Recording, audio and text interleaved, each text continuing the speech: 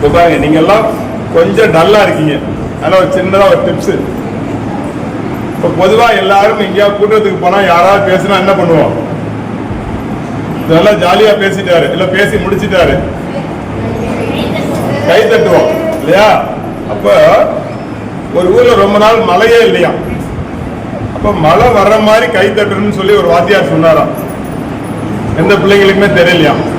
அதனால அந்த வாத்தியார் வந்து மழை வர்ற மாதிரி கை தட்டுறதுக்கு சொல்லி கொடுத்தாராம். அது மாதிரி இன்னைக்கு உங்களுக்கு அந்த தகவல் சொல்றேன், நீங்க தெரிஞ்சுக்கிட்டா ஈஸியா போய் செய்யலாம். பாருங்க, எல்லாரும் கையை நீளம் அப்படி நீட்டா அப்படி வச்சுக்கோங்க. நம்ம உடம்புல இருக்கக்கூடிய அத்தனை நரம்புகளும் இந்த 10 விரல்ல தான் இருக்குமா. அதனாலதான் போய் கொஞ்ச நேரம் கூட்டத்துல உட்கார்ந்து இருந்தா கை தட்டுறது. கை தட்டும் போது நரம்பெல்லாம் வேலை செய்யுமா. அப்போ உடம்பு வந்து எனர்ஜியா இருக்குமா. யாரு எவ்வளவு பேசினாலும் போர் அடிக்காம கேட்டுக்கிட்டே இருக்கலாம். கொஞ்ச நேரம் பேசுற எப்ப இந்த ஆளு உட்காருன்னு தெரியல அப்படின்னு. அது மாதிரி இல்லாம இருக்கிறது தான் கை தட்டுறது. அதே மாதிரி பிறந்த நாள், வெட்டிங் டே, எங்கேயா மீட்டிங் போறோம், பார்ட்டி போறோம், இங்கெல்லாம் சாக்லேட் கொடுப்பாங்க. இந்த சாக்லேட்ல கஃபின்னு ஒரு மருந்து இருக்கு. அது உடம்புல போனாக்கா உடனே சுறுசுறுப்பை கொடுக்கும். அதுதான் காஃபி தூள்ல இருக்கு. அதனால காஃபி டீ குடிச்சோன்னா ஒரு சுறுசுறுப்பு வருது நமக்கு. டீ தூள் கூட பாத்தீங்கன்னா ஒரு ஆடு போய் அந்த டீ தூள் தலையை சாப்பிட்டுக்கிட்டே இருந்துச்சான். அது வரைக்கும் கம்முன்னு படுத்திருந்த ஆடு அந்த தலையை சாப்பிட்டோன்னு துள்ளி குதிச்சு ஓடிச்சான். அப்பதான் ஒருத்தர் கண்டுபிடிச்சாரு அந்த தலையில ஏதோ இருக்குன்னு சொல்லி. அப்புறம் அதை எடுத்து கட் பண்ணி வேக வச்சுதான் டீ தூள் கண்டுபிடிச்சாங்களாம். நம்ம டீ குடிச்சோன்னா வேகமா ஓடுறோம். இவ்வளவு விஷயம் இருக்கு. அந்த வகையில ஒரு சுறுசுறுப்பு வரணும் அப்படின்னு சொன்னா கை தட்டணும் அப்படின்னு விதி. இப்ப நீங்க என்ன பண்றீங்க? வேகமா ஒரு கை தட்டுங்க எல்லாரும்.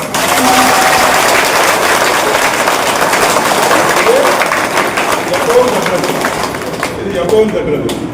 எல்லாரும் என்னை பார்த்துக்கிட்டே இருக்கணும், அப்பதான் உங்களுக்கு புரியும். பாருங்க, நான் ஒரு விரல காட்டினா நீங்க ஒரு விரல தட்டணும், 2 விரல காட்டினா 2 விரல தட்டணும், 3 விரல காட்டினா 3 விரல தட்டணும், ஃபுல்லா காட்டினா 2 கையில எல்லா கையும் சேர்த்து தட்டணும். திடீர்னு நான் 3 காட்டி 2 காட்டிருக்கேன். அப்ப பார்த்து அதை எல்லாத்தையும் மாத்தி தட்டிடுவோம். அந்த மாதிரி தட்டி பாருங்க, மழை வர மாதிரியே இருக்கும். புரியுதா இல்லையா? அந்த மாதிரி தட்டும் போது இங்க ஏதோ மழை பெய்யற மாதிரியே இருக்கும். அப்ப நம்ம என்ன பண்றோம்னா, சிவபெருமானுக்கு இவ்வளவு அபிஷேகம் பண்ணால மழையால ஒரு அபிஷேகம் பண்ண போறோம். அப்படியே தட்டிக்கிட்டே காதை கொடுத்து கேட்டா அப்படியே மலை தூரல் பெய்யற மாதிரியே இருக்கும். சரியா? என்னை கவனிச்சாதான் கரெக்டா தட்ட முடியும்.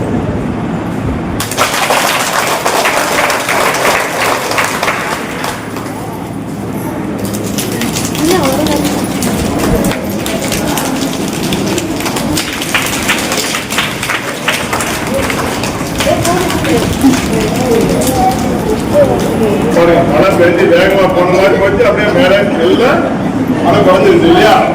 இதுதான் மழை பெய்யற மாதிரி கை தட்டுறது. அதே மாதிரி ஒரு ஊர்ல நிறைய மழை பெய்ய போகுது அப்படின்னா ஈசலுக்கு நல்லா தெரியுமா. பாருங்க, மழை பெஞ்ச அடுத்த நாள் வீதி ஃபுல்லா ஈசலா கொட்டி கிடக்கும். ஒரே நாள்ல அவ்வளவு ஈசல் இறந்து போயிடும். அந்த ஈசல் எல்லாம் ஒரு புத்துக்குள்ள, இந்த பாம்பு புத்துன்னு சொல்றோம் இல்லையா, அந்த புத்தை கட்டுறது ஈசல் தான். நம்ம பாம்பு புத்துன்னு சொல்லிக்கிட்டு இருக்கோம். ஈசல் தான் கட்டுமா. ஒரு புத்து 5 அடி உயரம் இருந்துச்சு அப்படின்னு சொன்னா அது மாதிரி 3 மடங்கு 15 அடி ஆழத்துக்கு அந்த புத்து இருக்குமா. அதே மாதிரி 4 பக்கமும் 5-5 அடிக்கு இருக்குமா. அந்த புத்துடைய அளவு அதுதான். ஒரு 5 அடி உயரத்துல ஒரு புத்து இருந்தா கீழே 15 அடி, சைட்ல 5-5 அடி இருக்குமா. அவ்வளவு பெருசா இருக்கும். அப்ப அந்த பூமியில நிறைய தண்ணி இருந்தாதான் அந்த ஈசல் புத்து கட்டுமா. அப்ப அந்த புத்து இருக்க இடத்த வாங்கி நம்ம போர் போட்டா நிறைய தண்ணி கிடைக்கணும்.